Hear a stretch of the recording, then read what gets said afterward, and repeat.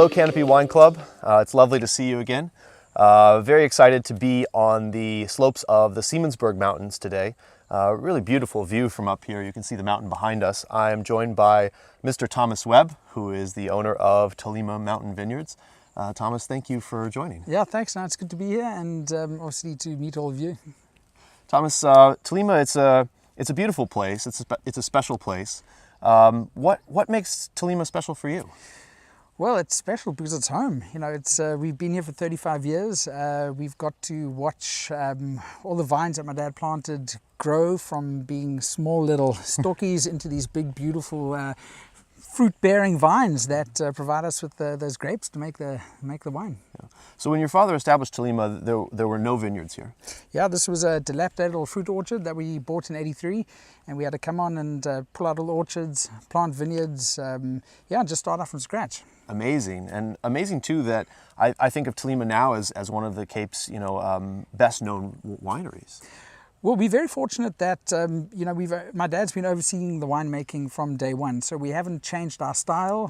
We've figured out what works here, and we've maintained that. We haven't chopped and changed with different trends and market demands, and I think that consistency is a real cornerstone of a great wine. Absolutely.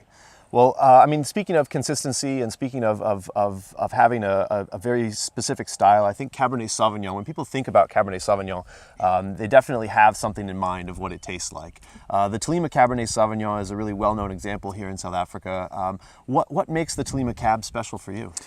Well, first of all, we like to make styles of wine that we enjoy drinking ourselves, and my dad and I are both very keen on lean, dry wines that show a lot of beautiful tertiary flavors, the cedarwood, the tobacco leaf, a little bit of that mint and eucalyptus, and we've got the conditions here to give us that. It's warm enough so we get really good fruit ripening, and we get beautiful sweet blackcurrant and violet flavors, but then along with that we get the lovely sort of harmonious sort of elements of those tertiary flavors coming through too.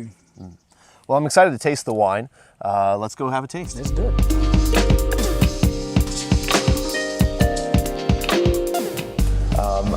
I understand it to be a relatively more full-bodied wine. When I think about Cabernet Sauvignon, I definitely think about a wine that's got some intensity to it. How do you think about your Cabernet Sauvignon? Yeah. Well, firstly, I must say I just love Cabernet Sauvignon, and this wine is probably my favorite wine out of all the wines we make. We are not looking to make big, heavy styles of Cabernet Sauvignon. So I classify this as full-bodied, but it's a wine that has a lot of balance to it. It's not necessarily a heavy, weighty wine. It's got good intensity, it's got good complexity, but it's got a beautiful balance. I mean, I can definitely pick up the aroma is very. It's got beautiful berry characters and just that red fruit coming through.